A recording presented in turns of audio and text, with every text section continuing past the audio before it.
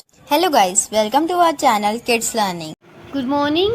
आज हम हिंदी का निबंध करेंगे गुरु तेग बहादुर जी। ठीक है, now let's start. Guru Tegh Bahadur ji ने धर्म की रक्षा के लिए जो बलिदान दिया, उसके कारण उन्हें हिंद की चादर या धर्म की चादर कहा जाता है। आपको हिस्ट्री में भी क्वेश्चन पूछा गया था ना, हिंद की चादर किसे कहा जाता है। ठीक है, गुरु तेग बहादुर जी को। गुरु तेग बहादुर जी का जन्म 1 अप्रैल सन 1621 ईस्वी को अमृतसर में छठे गुरु हरगोबिंद सिंह जी के घर हुआ। यानी कि उनके पिताजी का क्या नाम था? गुरु हरगोबिंद। अमृतसर में ये पवित्र स्थान गुरु के महल के नाम से जाना जाता है। आपका बचपन का नाम त्यागमल था। उनके बचपन का नाम त्यागमल था।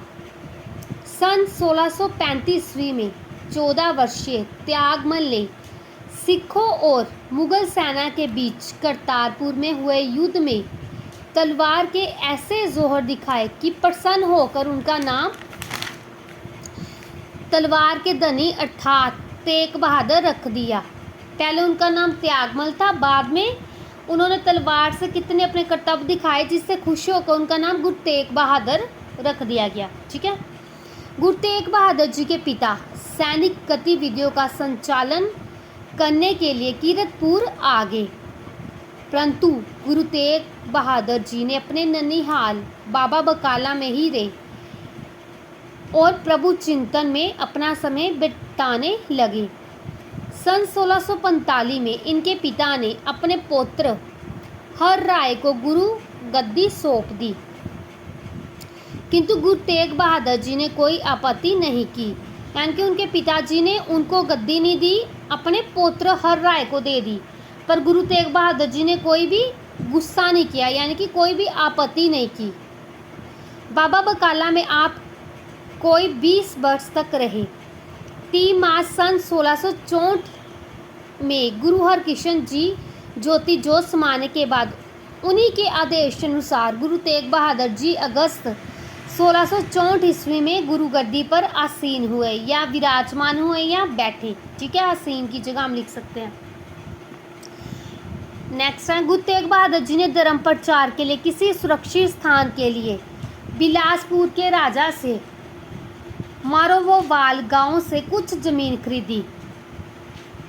वहां अपनी माता के नाम पर चक नानकी नामक नगर बसाया, जो बाद में आनंदपुर साहिब के नाम से विख्यात हुआ या प्रसिद्ध हुआ।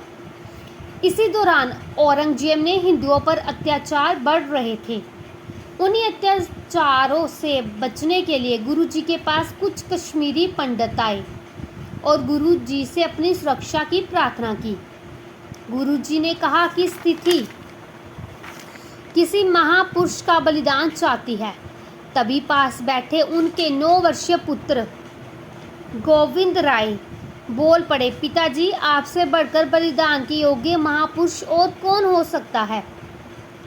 गुरुजी अपने पुत्र की बात को समझ के और धर्म की रक्षा के लिए दिल्ली पहुंच गए।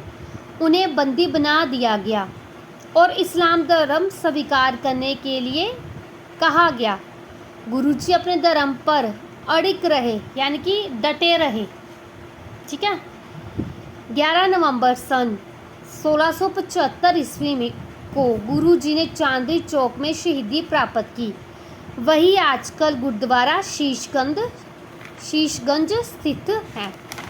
ठीक है, ये हमने किया गुरु तेग बहादुर, गुरु नानक देव जी हमने किया, गुरु गोबिंद सिंह जी किया है। गुरु में से कोई एक गुरु आपको पेपर में आएगा। ठीक है, मोस्ट गुरु नानक देव जी ही आता है। ठीक है।